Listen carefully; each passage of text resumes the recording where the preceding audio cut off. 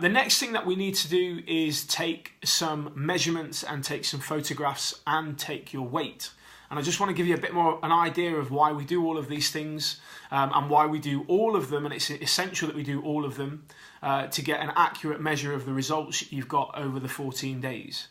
So scales, you'll have heard it said a million times. If you'd have watched any of my videos before, you'll have heard me say it too. Scales are a really rubbish way of tracking your progress.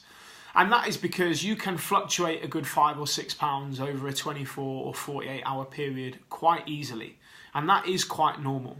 We have such a high water content in our bodies, depending on how hydrated we are, what time of the month it is, what we had for dinner last night, whether we've been to the toilet or not. All of these things can affect our weight. But we are going to weigh ourselves and we are going to record our weight. And the next time that you check your weight will be in 7 days from today. It's not something I want you to do every day at all. The other thing that I want you to do is I want you simply to take a circumference measurement of your tummy area. Okay, in the past with some of my clients, we've been doing measurements around the arms, around the back, around the legs, around the chest. But essentially where we want to lose body fat from the most is our tummy. And it is always the last place for any body fat to come off. So we know, as an example, in a week, if we've lost 5 or 6 centimetres off our tummy, we are guaranteed to have lost body fat from other areas of our body too. This way it keeps it dead simple. What I would like you to do is try and find the biggest measurement of your tummy that you can find. And I know that sounds daft, but what I simply mean by that is look for where you think you are your biggest, take a measurement of it, move it up a centimetre to another measurement, move it down a couple of centimetres and take another measurement, and take your biggest measurement that you've got as for your record. And that is because, again, down to human error, sometimes we can mismeasure. So we could measure in a slightly smaller place today and a slightly bigger place next week, and then we would be given the impression that we might not have got as good a results as we were hoping, and that would obviously stunt our progress.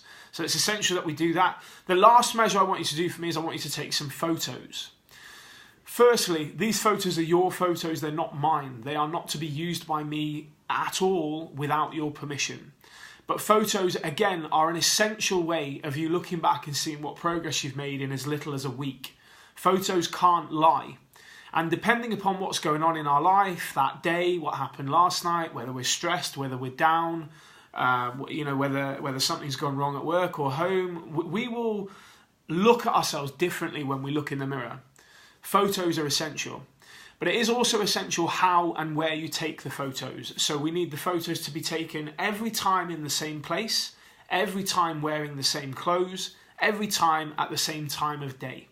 Okay, in fact, that goes for measuring yourself and weighing yourself as well. It all needs to be done under the same circumstances.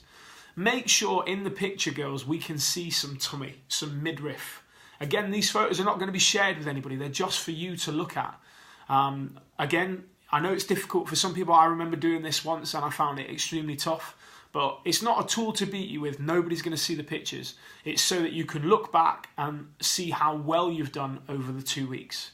Okay, you will notice there are some instructions below the video. Please follow them and get that done for me as quickly as you can. Have a nice day.